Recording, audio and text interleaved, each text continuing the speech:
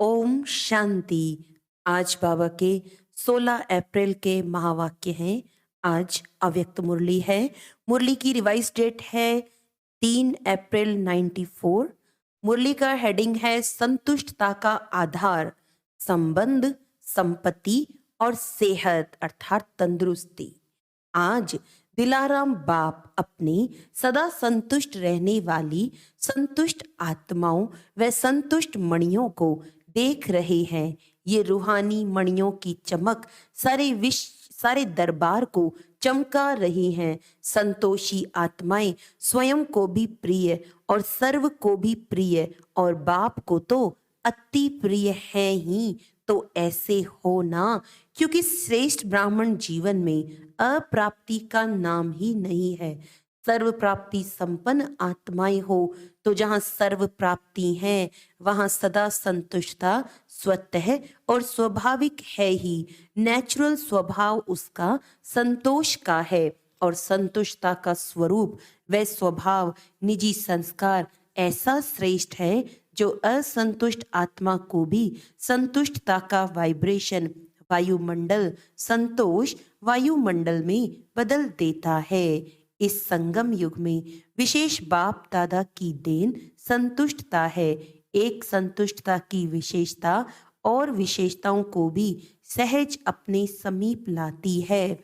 लेकिन सदा संतुष्ट हो, परिस्थिति कितनी भी बदले, लेकिन संतुष्टता की स्थिति को परिस्थिति बदल नहीं सकती। पर स्थिति है ही बदलने वाली, लेकिन स्वसंतुष्टता की स्थिति सदा प्रगतिशील है। आपके आगे कैसी भी हिलाने वाली परिस्थिति ऐसे ही अनुभव होती है जैसे पपेट अर्थात कठपुतली शो देखते हो ना। होता सब कुछ है लेकिन होता पपेट है। तो कैसी भी परिस्थिति पपेट शो लगता है। वे आजकल का जो फैशन है कार्टून शो अच्छा लगता है ना। होता तो शेर भी है, बिल्ली भी होती है, लेकिन होता क्या है कार्टून। कहानी पूरी होती है लेकिन है कार्टून की स्टोरी, रियल नहीं है। कभी भी कोई भी परिस्थिति आए तो यही समझो एक बेहद के स्क्रीन पर कार्टून शो चल रहा है या पपेट शो चल रहा है। तो वे देख करके परेशान होंगे कि मनोरंजन करेंगे।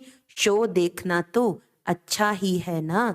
तो ये माया का व प्रकृति का यह भी एक शो है जिसको साक्षी स्थिति में सदा संतुष्टता के स्वरूप में देखते रहो। अपनी शान में रहते हुए देखो। संतुष्ट मणि हूँ, संतोषी आत्मा हूँ, ये है संगम का श्रेष्ठ शान। तो शान में स्थित होना आता है ना कि परेशान होना अच्छा लगता है। सदा संतुष्टता की विशेषता को इमर्ज रूप में स्मृति में रखो। प्राप्तियों में विशेष संबंध और संपत्ति आवश्यक है। संबंध में भी अगर एक भी संबंध अप्राप्त है तो संपूर्ण संतुष्टता नहीं होगी। तो संबंध में भी सर्व चाहिए और अविनाशी चाहिए। अगर कोई भी संबंध विनाशी है तो अप्राप्ति और असंतुष्टता स्वतः हो जाती है। लेकिन एक ही वर्तमान संगम युग है जिसमें सर्व अविनाशी संबंध एक बाप से अनुभव कर सकते हो। सतयुग में भी संबंध बहुत थोड़े हैं, सर्व नहीं है। लेकिन इस समय जिस संबंध की आकर्षण हो, अनुभूति करना चाहें, वो संबंध परम आत्मा द्वारा अनुभव कर सकते हो। हरेक के जीवन में संबंध की भी अलग अलग पसंदी होती है। किसको बाप का संबंध इतना अच्छा नहीं लगेगा, फ्रेंड ज्यादा अच्छा लगेगा। लेकिन एक समय पर और एक से सर्व संबंध प्राप्त हैं। सर्व प्राप्ति है कि कुछ रहा हुआ है। पीछे बैठे हुए क्या समझते हैं, आज नए नए को आगे बैठने का चांस दिया है। अच्छा, जो इस कल्प में इस बार पहली बार आए हैं वो हाथ उठाओ, भले पधारे। बाप दादा भी पदम गुणा स्नेह संपन्न वेलकम कर रहे हैं, नए होते भी कल्प कल्प के अधिकारी हैं। ये तो समझते हो ना। बाप दादा सदा कहते हैं, बड़े तो बड़े हैं लेकिन छोटे समान बाप हैं। इसीलिए सदा अपने रूहानी बेहद के संपूर्ण अधिकार के निश्चय और नशे में रहो। बेहद का नशा है, हद का नहीं रखना। देखो कितने श्रेष्ठ अधिकारी हो जो स्वयं बाप ऑलमाइटी अथॉरिटी के ऊपर अधिकार रख दिया। परमात्म अधिकारी सबसे बड़ा, इससे बड़ा अधिकार और है ही क्या। जब बीज को अपना बना लिया तो वृक्ष तो समाया हुआ है ही, सर्व संबंधों का भी अविनाशी अधिकार ले लिया। और संपत्ति में भी अगर सिर्फ स्थूल संपत्ति है तो भी सदा संतुष्ट नहीं रह सकते। स्थूल संपत्ति के साथ अगर सर्व गुणों की संपत्ति, सर्व शक्तियों की संपत्ति और श्रेष्ठ संपन्न ज्ञान की संपत्ति नहीं है तो संतुष्टता सदा नहीं रह सकती। लेकिन आप सबके पास ये श्रेष्ठ संपत्तियां हैं। संपत्तिवान होना, दुनिया वाले तो सिर्फ स्थूल संपत्ति वाले को संपत्ति भव का वरदान देते हैं, लेकिन आप सबको वरदाता बाप सर्वश्रेष्ठ संपत्ति भव का वरदान देते हैं। तो सब संपत्ति है ना कि कोई कम है? फुल है। पीछे वालों के ऊपर सबसे ज्यादा ध्यान है, आगे वालों का ध्यान बाप की तरफ ज्यादा है और बाप का ध्यान पीछे वालों के ऊपर ज्यादा है। जितना ही दूर है उतना ही नैनों में समाये हुए हैं। साकार वतन में तो साकार की बातें होती हैं। देखो परम धाम में आप सभी आत्माएं कितनी समीप होंगी, सभी साथ होंगे ना। और सूक्ष्म वतन में भी इतना बेहद है, जो जितना समीप आना चाहे आ सकते हैं। लेकिन बच्चों का स्नेह निराकार और आकार को भी साकार बनाना चाहता है। तो बाप क्या कहते हैं? जी हजूर, जी हाजिर। बच्चे तो बाप के भी हजूर हैं, मालिक है ना। मालिक को हजूर कहा जाता है और बालक को भी मालिक कहा जाता है। तो सभी कौन हो? संतुष्ट मणिया, संबंध में भी संतुष्ट और संपत्ति में भी संतुष्ट। संबंध, संपत्ति और तीसरी होती है सेहत, तंदुरुस्ती। आप सभी तंदुरुस्त हो ना कि बीमार हो? आत्मा तो तंदुरुस्त है ना, शरीर की कोई बात ही नहीं। आत्मा सदा शक्तिशाली है। संगम पर श्रेष्ठ सेहत व तंदुरुस्ती है आत्मा की तंदुरुस्ती। इस समय के आत्मा की तंदुरुस्ती जन्म जन्म के शरीर की तंदुरुस्ती भी दिलाती है। लेकिन इस समय थोड़ा सा प्रकृति अपना रूप दिखाती है, इसमें भी कोई बड़ी बात नहीं। ये भी कार्टून शो है। तो सर्व प्राप्तियां हैं ना, संबंध भी है, संपत्ति भव भी है, सर्व संबंध भव भी है और सदा तंदुरुस्त भव भी है। तीनों वरदान वरदाता बाप से मिले हुए हैं। तो वरदानों को समय पर कार्य में लगाओ। सिर्फ वरदान सुनकर खुश नहीं हो जाओ कि हाँ मुझे बहुत अच्छा वरदान मिला, या सिर्फ नोट करके नहीं रखो। लेकिन समय पर वरदान को काम में लगाने से वरदान कायम रहते हैं। अगर वरदानों को समय पर काम में नहीं लगाया तो वह वरदान फल नहीं देता। वरदान तो अविनाशी बाप का है, लेकिन वरदान को फलीभूत करना है। बीज तो है, लेकिन उससे फल कितना निकालते हो वे आपके हाथ में है। कोई सिर्फ वरदान के बीज को देख करके खुश होते रहते हैं, बहुत अच्छा बहुत अच्छा, लेकिन फलदायक बनाओ। बार बार स्मृति का पानी दो, वरदान के स्वरूप में स्थित होने की धूप दो। फिर देखो वरदान सदा फलीभूत होता रहेगा और वरदानों को भी साथ में लाएगा। वरदानों के फल स्वरूप बन जाएंगे। तो आज के त्रिवरदान को फलीभूत करना और समय पर जरूर याद रखना। समय पर भूल जाते हैं, पीछे पड़ते रहते हो कि हाँ ये वरदान तो था। वरदान को जितना समय पर कार्य में लगाएंगे उतना वरदान और श्रेष्ठ स्वरूप दिखाता रहेगा, तो सभी को वरदान मिला ना। अच्छा, फिर बाबा की दादियों से मुलाकात है। सूक्ष्म इशारों की भाषा तो जानते हो ना, जैसे अव्यक्त बाप इशारों को की ही भाषा जानते हैं। अव्यक्त वतन में तो नैनों की भाषा और इशारों की भाषा है, तो आप भी जानते हो ना, नैनों की भाषा जानते हो। साकार से सीखे हो ना, मुख की भाषा तो सुनी, अभी है नैनों की भाषा। नैनों की भाषा बड़ी प्यारी है, आवाज से परे तो जाना ही है, फिर भी बाप जी हजूर तो करते ही हैं। अच्छा, अव्यक्त बाप दादा की पर्सनल मुलाकात। पहला पॉइंट है, स्वयं और समय पर भरोसा नहीं, इसीलिए दृढ़ संकल्प से कमजोरियों को निकाल दो। सभी अपने को विश्व सेवाधारी अनुभव करते हो। विश्व सेवाधारी व विश्व कल्याणकारी वही बन सकता है जिसके पास सर्व शक्तियों का खजाना संपन्न है। तो सर्व शक्तियों का स्टॉक जमा है।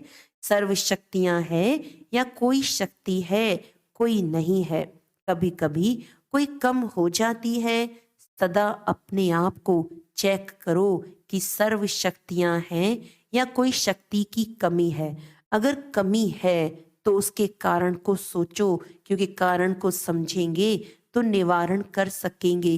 क्योंकि ये माया का नियम है कि जो कमजोरी आप में होगी उसी कमजोरी के द्वारा ही आपको माया जीत बनने नहीं देगी। तो वर्तमान समय भी समय प्रति समय माया उसी कमजोरी का लाभ लेगी, और आगे चलकर जब अंत समय आएगा तो भी वो कमजोरी धोखा दे देगी। तो ऐसे नहीं सोचना कि थोड़ी सी कमजोरी है, एक ही कमजोरी है, बाकी तो बहुत अच्छा हूँ, अच्छी हूँ। एक कमजोरी भी धोखा दे देगी। इसीलिए कोई भी कमजोरी अपने अंदर रहने नहीं दो। अगर स्वयं नहीं मिटा सकते हो तो कोई का सहयोग लो। जो शक्तिशाली आत्माएं हैं उनका सहयोग लो। विशेष योग का प्रयोग करो। किसी भी विधि से कमजोरी को मिटाना ही है, यह दृढ़ संकल्प करो। यह भी नहीं सोचो कि आगे चलकर हो जाएगा। नहीं, अभी से निकाल दो, क्योंकि स्वयं पर और समय पर कोई भरोसा नहीं है। ऐसे नहीं सोचो कि आगे चलकर ये करेंगे, हो जाएगा। नहीं, आपका स्लोगन है अब नहीं तो कब नहीं। तो जो करना है वो अभी करना है, क्योंकि बाप संपन्न है और आपका बाप से प्यार है। तो बाप जैसा बनना ही प्यार का प्रैक्टिकल स्वरूप है। जितना बाप से बहुत बहुत प्यार है, इतना ही पुरुषार्थ से भी बहुत बहुत प्यार है। जितना बाप से प्यार के लिए फलक से कहते हो कि 100% से भी ज्यादा प्यार है, ऐसे पुरुषार्थ के लिए भी कहो। सोचेंगे करेंगे नहीं, सब कमजोरियां खत्म। गे नहीं, शिवरात्रि मनाने आए हो तो कुछ तो बलि चढ़ेंगे ना। बाप दादा सभी बच्चों को संपन्न देखना चाहते हैं। बाप का प्यार है, इसीलिए बच्चों की कमी अच्छी नहीं लगती। तो क्या याद रखेंगे कि सदा संपन्न संपूर्ण रहना ही है, कि थोड़ी थोड़ी कंप्लेन करते रहेंगे। कंप्लीट, कंप्लेन खत्म, संपन्न बनना ही मनाना है। दूसरा है वेस्ट को बेस्ट बनाना, अर्थात होली हंस बनना। सभी अपने को सदा होली हंस अनुभव करते हो। होली हंस का अर्थ है संकल्प, बोल और कर्म जो व्यर्थ होता है उसको समर्थ में बदलना। क्योंकि व्यर्थ जैसे पत्थर होता है, पत्थर की वैल्यू नहीं, रत्नों की वैल्यू होती है। तो व्यर्थ को समाप्त करना अर्थात होली हंस बनना। तो व्यर्थ आता है। होली हंस फौरन परख लेता है कि काम की चीज नहीं है, ये काम की है। तो आप होली हंस हो ना, तो व्यर्थ समाप्त हुआ, क्योंकि अभी नॉलेजफुल बने हो कि अगर अभी संकल्प, बोल या कर्म व्यर्थ गंवाते हैं तो सारे कल्प के लिए अपने जमा के खाते में कमी हो जाती है। जानते हो ना, नॉलेजफुल हो तो जानते हुए सिर्फ व्यर्थ क्यों, जानते हुए फिर व्यर्थ क्यों करते हो? चाहते नहीं हैं लेकिन हो जाता है, ऐसे कहेंगे। जो समझते हैं अभी भी हो सकता है, वो हाथ उठाओ। आप हो कौन? राजयोगी। तो राजयोगी का अर्थ क्या है? राजा हो ना, तो मन को कंट्रोल नहीं कर सकते। किंग में तो रूलिंग पावर होती है ना, तो आप में रूलिंग पावर नहीं है। अमृत वेले और फिर सारे दिन में बीच बीच में अपना ऑक्यूपेशन याद करो, मैं कौन हूं, क्योंकि काम करते करते ये स्मृति मर्ज हो जाती है कि मैं राजयोगी हूं। इसीलिए इमर्ज करो, ये नियम बनाओ। ऐसे नहीं समझो कि हम तो हैं ही राजयोगी, लेकिन राजयोगी की सीट पर सेट होकर रहो। नहीं तो चलते चलते कर्म में बिजी होने के कारण योग भूल जाता है, सिर्फ कर्म ही रह जाता है। लेकिन आप कर्म योगी कंबाइंड हो। योगी सदा ही रूलिंग पावर, कंट्रोलिंग पावर में रहे। फिर राजयोगी डबल पावर वाले कभी भी व्यर्थ सोच नहीं सकते। तो अभी कभी नहीं कहना, सोचना भी नहीं कि राजयोगी वेस्ट कर सकते हैं। तो ये कौन सा ग्रुप है? Best group. बाप दादा को भी बेस्ट ग्रुप अति प्यारा है। क्यों? 63 जन्म बहुत वेस्ट किया ना, अभी ये छोटा सा जन्म बेस्ट ही बेस्ट। अच्छा, चारों ओर के देश विदेश के सर्व संतोषी आत्माओं को, संतुष्ट मणियों को, सर्व प्राप्ति संपन्न आत्माओं को, जिन्होंने भी याद पत्र कार्ड आज के दिवस के भी भेजे हैं, तो आज के विशेष दिवस की भी सर्व बच्चों को याद प्यार पदम गुणा स्वीकार हो। चाहे दूर बैठकर मन में दिल में मना रहे हैं, चाहे सम्मुख मना रहे हैं, कार्ड व पत्र सब पहले वतन में पहुंचते हैं। तो सभी के पत्र, कार्ड और शुभ संकल्पों की याद, शुभ भावनाओं की याद के रिटर्न में बाप दादा का विशेष याद प्यार और सर्व बालक सो मालिक बच्चों को नमस्ते। हम रूहानी बच्चों की रूहानी बाप दादा को याद प्यार, गुड मॉर्निंग, नमस्ते नमस्ते नमस्ते जी। वरदान है, अटूट याद द्वारा सर्व समस्याओं का हल करने वाले उड़ता पंछी भव। जब ये अनुभव हो जाता है कि मेरा बाबा है, तो जो मेरा होता है वह स्वतः ही याद रहता है, याद किया नहीं जाता है। मेरा अर्थात अधिकार प्राप्त हो जाना, मेरा बाबा और मैं बाबा का, इसी को कहा जाता है सहज योग। ऐसे सहज योगी बन एक बाप की याद के लगन में मगन रहते हुए आगे बढ़ते चलो। ये अटूट याद ही सर्व समस्याओं का हल कर उड़ती उड़ती पंछी बनाए, उड़ती कला में ले जाएगी। स्लोगन है, मनन शक्ति के अनुभवी बनो। मनन शक्ति के अनुभवी बनो तो ज्ञान धन बढ़ता रहेगा। अच्छा, आज का व्यक्त इशारा है संपन्न बनना, अर्थात अपनी अंतिम फरिश्ते जीवन की मंजिल पर पहुंचना। जितना जितना इस अंतिम मंजिल के नजदीक आते जाएंगे, उतना सब तरफ से न्यारे और बाप के प्यारे बनते जाएंगे। जैसे कोई चीज जब बनकर तैयार हो जाती है तो किनारा छोड़ देती है, ऐसे जितना संपन्न स्टेज के समीप आते जाएंगे उतना सर्व से किनारा होता जाएगा। तो सब बंधनों से, सब तरफ के लगावों से वृत्ति द्वारा किनारा होना, अर्थात संपन्न व संपूर्ण बनना। अच्छा, ओम शांति।